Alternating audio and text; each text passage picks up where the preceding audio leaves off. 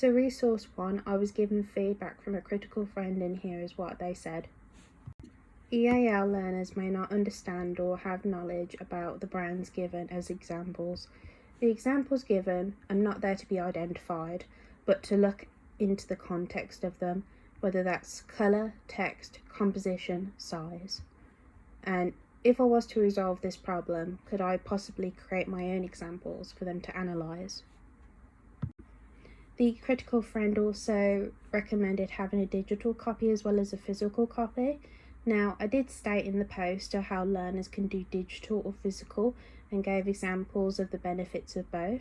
I do feel as though this resource will be better digitally and resource to a physical worksheet, because the learners will find it easier to drag and drop images into the table rather than drawing or printing.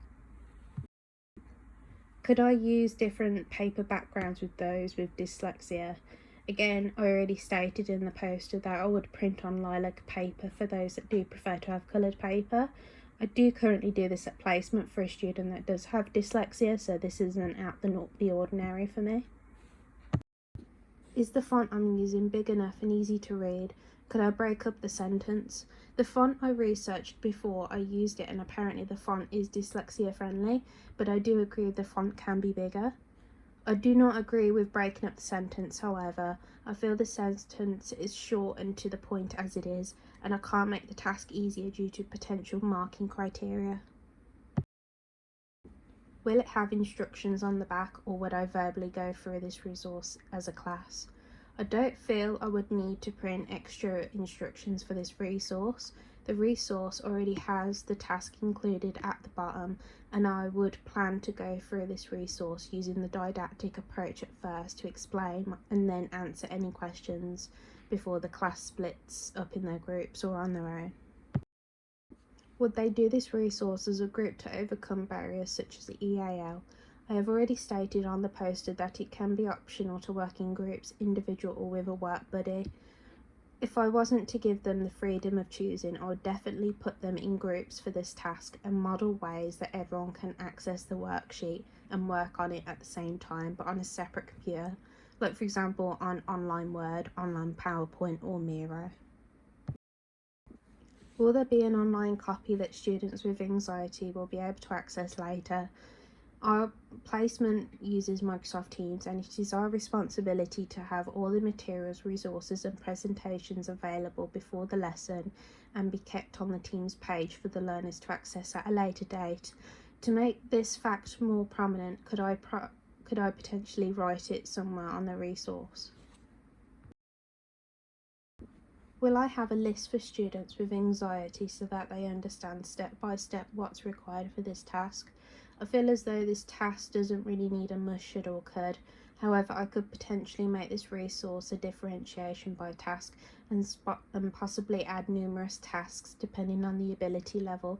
First could be research, the second could be written, and the third could be creating their own. This is inspired by Bloom's taxonomy.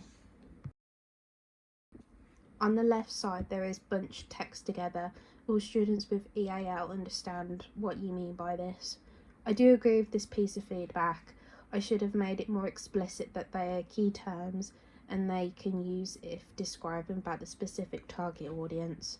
If I was to do this resource again, I would design a specific space to include key terms.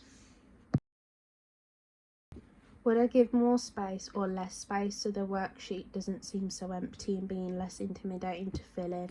I do disagree with this feedback.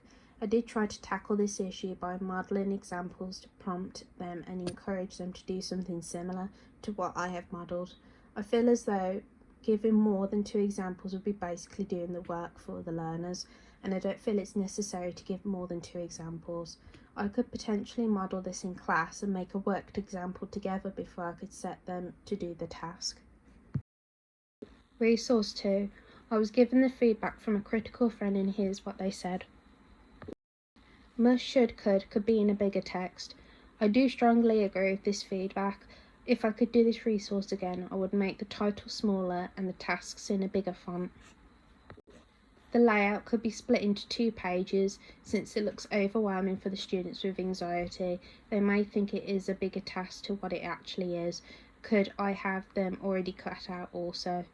I don't feel as though this resource needs to be 2 pages. Everything that needs to be on there fits into one resource page already.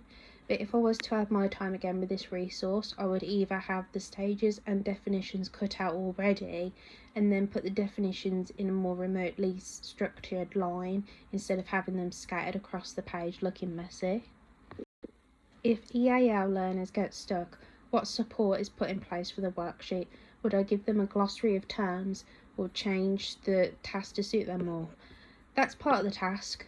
They do their learning by discovery, whether that will be research on the computer or through books, etc. Will the learners with anxiety feel comfortable enough to match up in the activity? I feel as though they would feel comfortable to do the match-up activity because this task will be offered to be done in pairs, groups or individually. This will give the learners chance to expand their soft skills and communicate and possibly lead, and then everyone can feed back to the group what they think afterwards.